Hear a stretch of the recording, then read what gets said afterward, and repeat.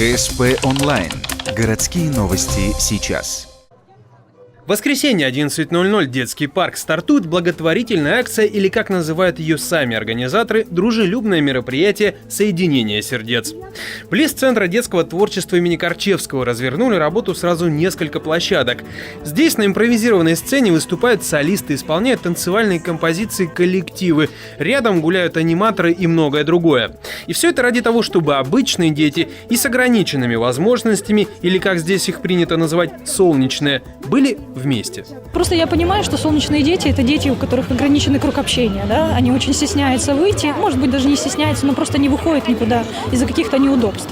А здесь организация именно для них, чтобы были здоровые дети и солнечные, чтобы они общались, знакомились, веселились, пели песни, пили чай. Одна из главных изюминок мероприятия – собаки. Хозяева привели своих питомцев, чтобы каждый желающий смог получить толику тепла и ласки и сделать парочку забавных снимков. Многие знают, что такое мероприятие проходит отнюдь не первый раз, точнее, это уже третье событие такого рода.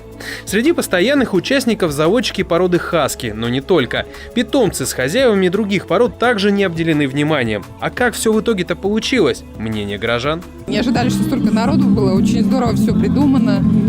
Все такие позитивные, все радостные. Побольше надо таких мероприятий, когда дети вместе будут. Активную помощь в проведении и организации мероприятия оказали волонтеры. Среди партнеров и участников также много неравнодушных людей, которые смогли подарить всем немало своей теплоты. Соединение сердец продлилось порядка 3 часов. Ну а кто подмерз, тому чай и даже с плюшками.